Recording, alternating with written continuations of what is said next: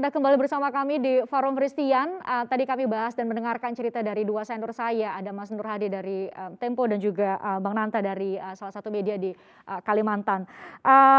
Tadi saya harus sampaikan dulu, Mas Nur Hadi itu ya, Mas Sasmito ya, masih di bawah perlindungan LPSK ya, karena masih berlanjut ada banding yang dilakukan, sehingga tadi juga Anda dengarkan saya sendiri tidak sanggup untuk mengulang kembali cerita yang disampaikan Mas Nur Hadi. Tadi kita jeda bilang Pak Nurholis hari gini masih ada yang seperti itu gitu ya kepada para jurnalis, dan banyak hal lagi yang Anda bisa temukan dengan mudah di di internet, apa yang kami alami untuk bisa memenuhi hak Anda untuk mengetahui informasi. Ini bagian kedua buat Mas Nur Hadi dan Bang Nanta. Jadi saya mau tanya ke Mas Nur Hadi dan Bang Nanta. Kalau ditanya ke Anda berdua, kita sudah merdeka nggak sih sebagai bagian dari pers Indonesia, kita sebagai jurnalis? Ke Bang Nanta terlebih dahulu. Ya, menurut saya belum merdeka, Mbak. Karena banyak aturan hukum yang memang sebagai ranjau pekerjaan wartawan ini. Salah satunya ya yang sekarang menjadi isu perdebatan panas itu kan terkait Undang-Undang ITE. Jadi kayak saya, misalkan saya setelah di penjara itu juga ada rasa takut juga, ada rasa efek jerah ketika saya harus menunaikan tugas penulisan untuk kelompok-kelompok tertentu ya, karena saya akan berpikir jangan-jangan nanti saya diperkarakan lagi. Jadi memang peran pers untuk mengawal demokrasi saat ini memang masih perlu perjuangan yang lebih ekstra untuk perjuangan. Perjuangan lebih ekstra dalam arti payung hukum, implementasi dari payung hukum itu sendiri. Maksud Bang Nanta seperti itu ya? Termasuk? Iya, jadi perlu ada revisi aturan-aturan hukum yang menghambat kerja-kerja jurnalistik ini. Baik, kalau artinya gini Mbak,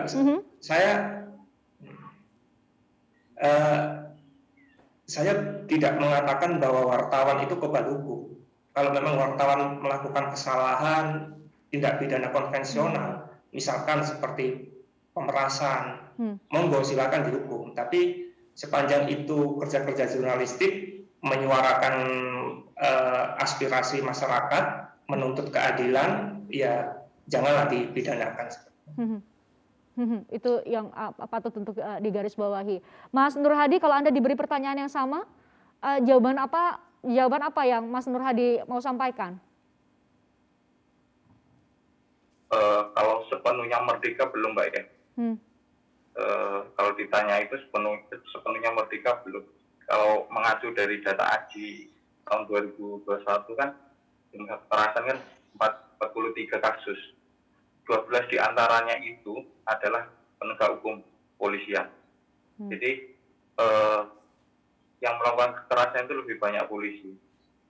Ini cermin bahwasanya seorang penegak hukum aja masih belum paham bahwasanya wartawan itu bekerja atas dilindungi oleh undang-undang pers, apalagi orang awam. Ini penegak hukum yang tahu hukum, yang seharusnya mengayomi, terus melakukan kekerasan terhadap jurnalis, dan perlu menjadi perhatian bahwasanya dari beberapa kasus kekerasan yang menimpa jurnalis yang pelakunya polisi, baru kasus saya yang sampai ke pengadilan. Sementara kasus yang lain mandek di penyelidikan sampai penyidikan. Itu Mbak. Dan pengalaman saya 2-3 tahun yang lalu, saya sempat liputan limbah ketika di markas TNI di Jawa Timur. Saya harus diungsikan selama 3 bulan oleh Tempo di Jakarta. Itu 3 tahun yang lalu. Dan sekarang saya mengalami hal ini. Kalau sepenuhnya dikatakan belum merdeka, belum merdeka, iya. Begitu, Mbak. Itu jawaban dari dari sekian banyak jurnalis yang masih mengalami kekerasan, diganggu kerja-kerja jurnalisnya.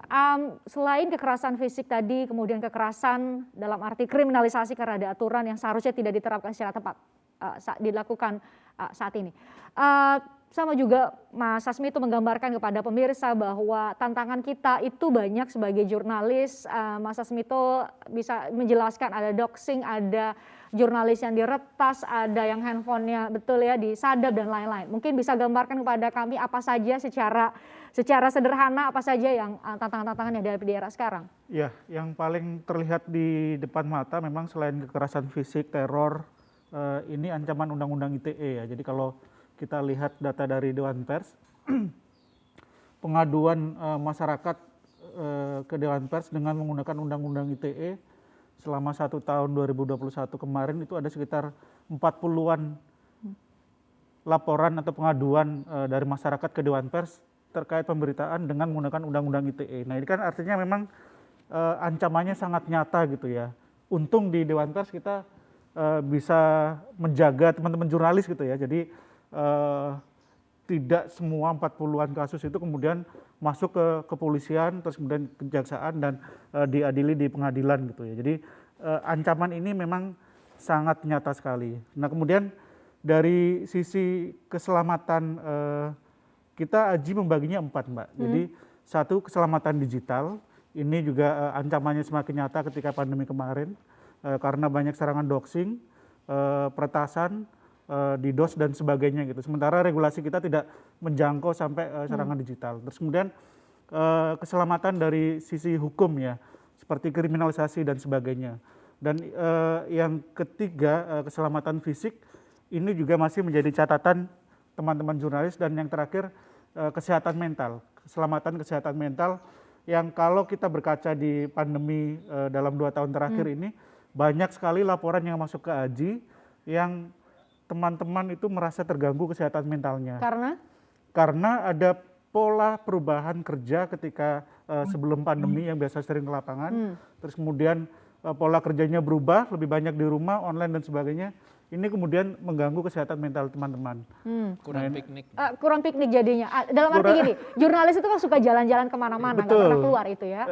Banyak faktor, tapi salah satunya seperti itu ya. Karena apa?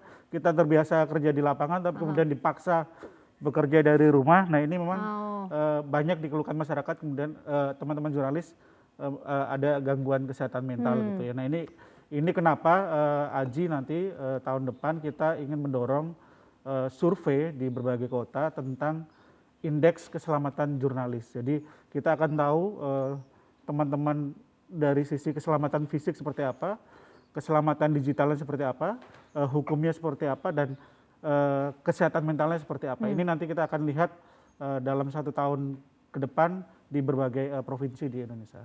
Ini yang terus dikawal oleh AJI.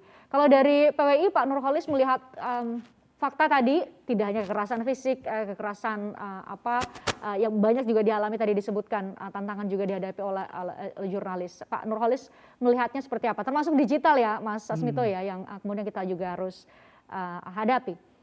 Ya. Terima kasih Mbak Christian. Ini memang sesuatu yang menurut saya paradoks ya. Era ketika orang semua sudah paham dan sudah sepakat ketika kita 98 itu melahirkan era demokrasi. Tapi seperti tadi disampaikan oleh rekan Sasmito dan juga disampaikan oleh rekan-rekan yang lain, penegak hukum aja tidak paham demokrasi seperti apa. Oknum penegak hukum masih ada yang melakukan itu. Demokrasi itu intinya koridornya adalah konstitusi. Konstitusi dan segala turunannya. Tapi orang sering tidak merujuk ke sana. Polisi misalnya, kita sebut oknum, bolehlah ya, oknum juga orang maksudnya. Oknum polisi tidak paham bahwa seharusnya sebagai penegak hukum ya dia menegakkan hukum itu. Bagaimana mungkin kekerasan itu dilakukan oleh aparat yang seharusnya tahu hukum? Tahu hukum apa? Tempuh dengan jalur hukum itu tadi. Nah kita punya undang-undang pers nih, tapi celakanya sering, kejadian itu di lapangan, teman-teman itu merasa terintimidasi bahkan menjadi korban kekerasan karena di lapangan aparat itu langsung bertindak. Padahal ada mekanisme tertentu. Oke lah, misalnya namanya kalau kita lihat wartawan juga manusia, pasti mungkin ada hilaf. Tapi kesalahan atau apa yang dilakukan iya, di lapangan. tapi hilaf itu kan ada ukurannya untuk menindak kan. Namanya juga di negara demokrasi. Iya, begitu ya. Tapi kenyataannya, apalagi sampai saya jadi kepikiran, kok kita mundur ke belakang ya? Mundur ke belakang ketika era sebelum reformasi, ketika ada penculikan, ketika ada penganiayaan dan sebagainya. Padahal ya kalau kita lihat semua wartawan itu pekerja intelektual ya, satu. Untuk mencerahkan masyarakat sebagai pilar keempat demokrasi. Tapi kenyataannya itu tadi apresiasi oknum-oknum itu kurang. Karena itulah sebetulnya PWI juga termasuk tim advokasinya terus mendorong mendampingi para korban kekerasan meskipun bukan anggota PWI. Dan kami sama dengan asosiasi yang lain juga ada di task force komite keselamatan jurnalis yang di bawah naungan Dewan Pers. Kita pantau itu setiap saat. Oke, nanti saya tanya ke Mas Agus, Pak Usman, termasuk senior saya dari IJTI, Mas Wahyu, soal apa saja yang saya bahkan sampai nggak sanggup untuk mengulang apa yang kita alami gitu ya, karena sebagai bagian dari saya agak subjektif malam ini karena saya juga adalah jurnalis, jadi agak berat untuk membicarakannya, tapi kita berharap pembicaraan ini kemudian bisa melahirkan kesadaran kita semua bahwa ada hak yang kami coba untuk penuhi juga buat publik, tapi kami juga punya hak dilindungi ketika mengerjakan tugas itu. Sesaat lagi kami lanjutkan di Forum Christian.